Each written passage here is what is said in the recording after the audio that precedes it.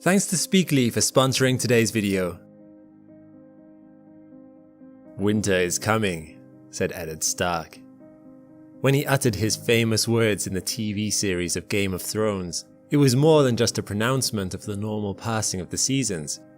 Rather than lasting a mere 4 months, winter in the fantasy realm of Westeros could be a big problem. It could potentially last for years, even up to a decade.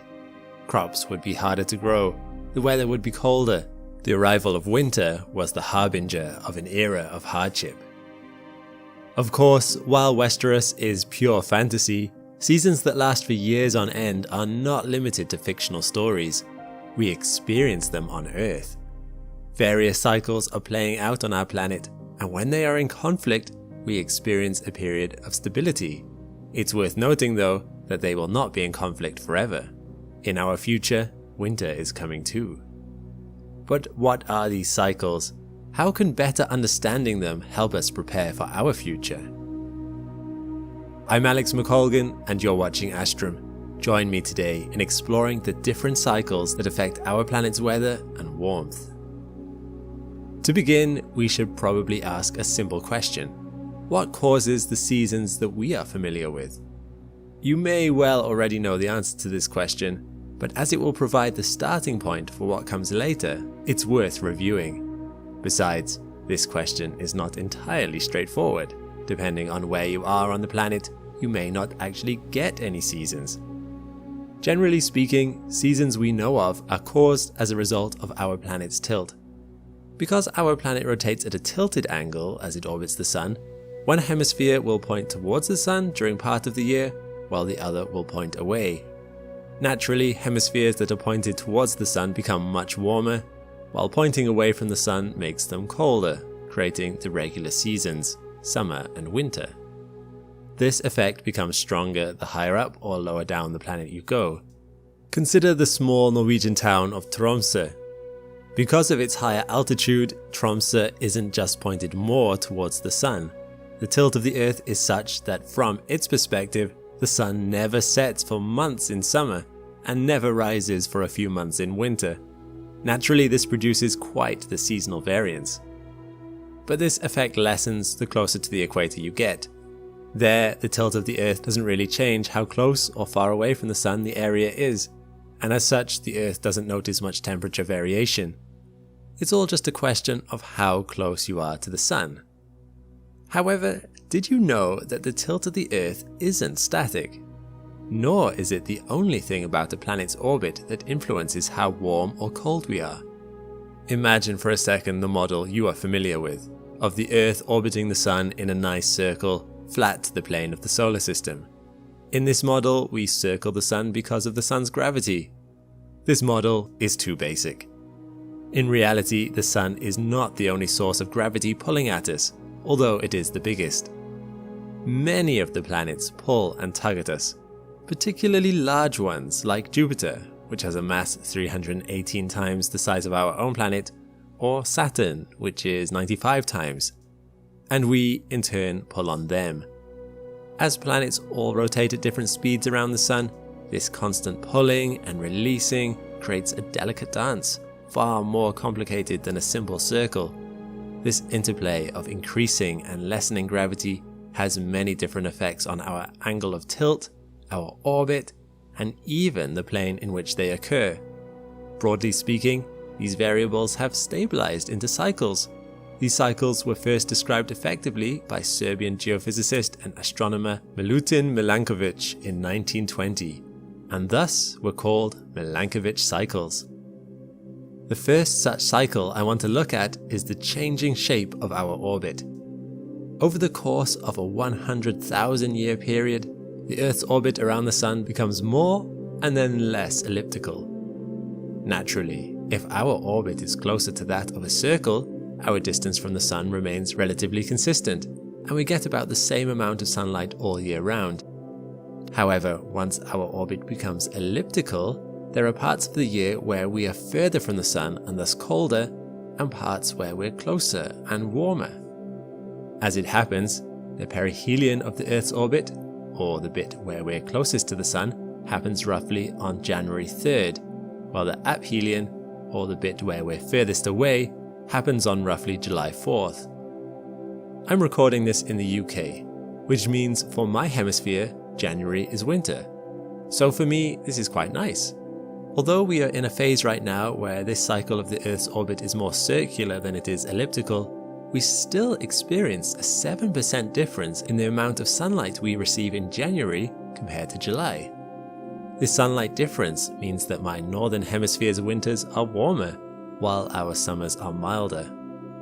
In the southern hemisphere, the reverse is true. Because they're experiencing summer during this warmer phase, their summers become even warmer, winters become colder. And that's just at this stage of the 100,000 year Milankovitch cycle. As the Earth's orbit becomes more elliptical, that 7% sunlight difference turns into a 23% difference. Quite significant. You might think this seems overall a little unfair on the southern hemisphere. The northern hemisphere benefits from this cycle stabilizing its seasons, while this cycle makes the southern hemisphere's seasons more extreme. Don't worry though, as another cycle is at play to bring things full circle. This current seasonal rotation happens because the Earth's tilt is consistent as it orbits, except it isn't consistent. Little by little, the angle the Earth's axis is rotating along is changing too. It moves as if it were drawing a circle on the sky above it, in a cycle that lasts 26,000 years. One upshot of this is that while our axis is currently pointing at the North Star, or Polaris, this will eventually no longer be the case. Over time, it will point at different stars, before eventually circling back to point at Polaris again. The other upshot of this is that in 13,000 years, the Northern Hemisphere will be having its summer in January, while the Southern Hemisphere will be the one with a white Christmas. So, then it will be us experiencing a more profound seasonal variation. While harsher winters are unpleasant, they are not what I promised. I started this video by describing seasons that lasted years. These exist too. There are Milankovitch cycles that create winters that last for thousands of years. Or, to speak more accurately, there are Milankovitch cycles that help cause ice ages. We don't fully understand how ice ages come and go. There are numerous theories. However, it must be noted that some of the 100,000 year spans of ice ages line up extremely well with the 100,000 year Milankovitch cycles. For instance, there is a cycle whereby the plane on which the Earth rotates around the Sun rises and falls over the course of 100,000 years. This change in its orbital inclination does not obviously explain why it is that the Earth would be getting colder or warmer. After all, the Earth is still the same distance from the Sun.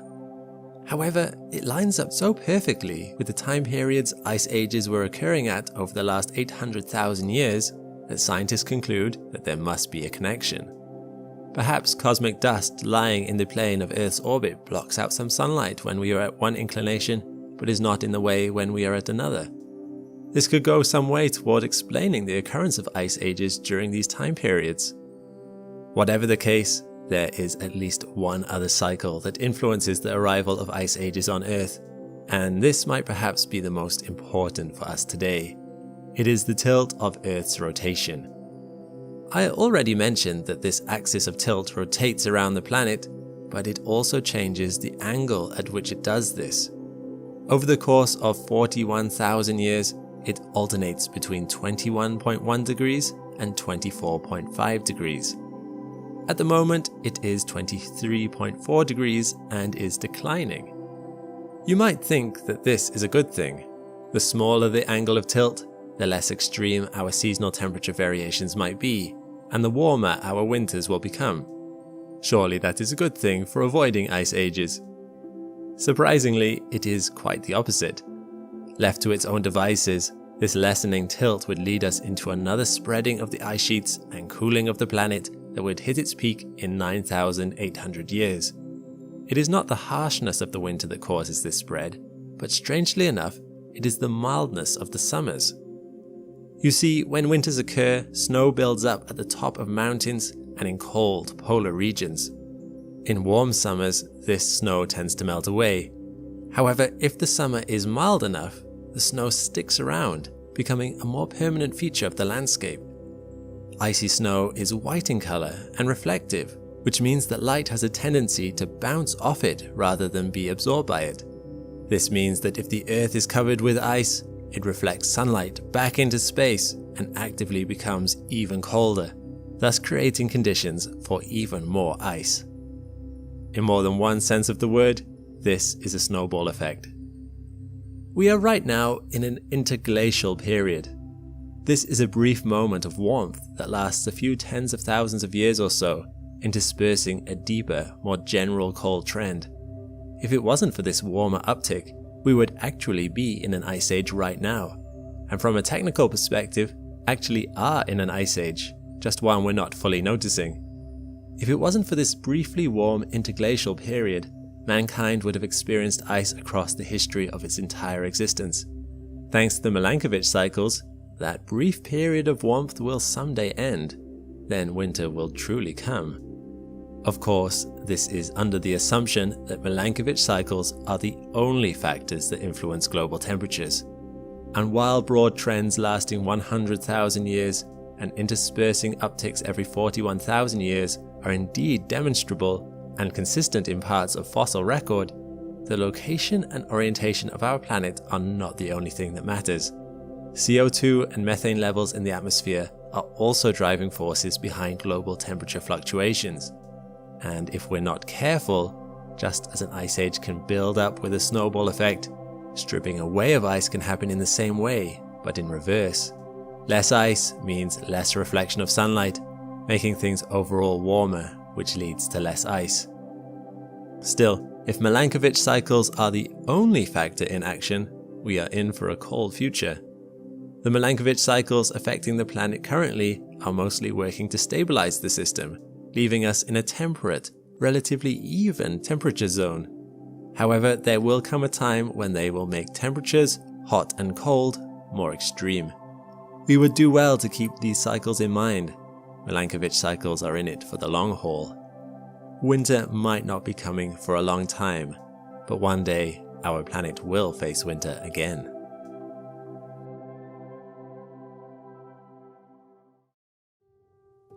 Have you ever struggled to find the right words to describe the beautiful seasons you've seen in nature? Well, today's sponsor Speakly teaches you all the languages you'll need to describe anything to anyone.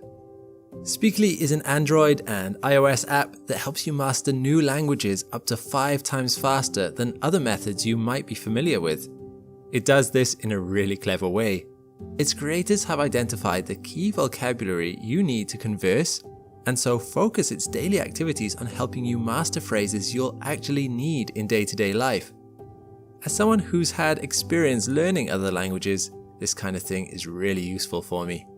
I found its interface really easy to navigate, and practicing speaking in its live situations felt very natural. And if you try it out now, there's a 7-day free trial, so there's no risk in giving it a go. If you like what you see, there's even a 60% discount on the annual subscription. Click on the link in the description below to give it a try. Thanks for watching. Check out this playlist for more videos like this one. And thanks to my patrons and members. If you want to support the channel too and have your name added to this list, check the links in the description below. All the best and see you next time.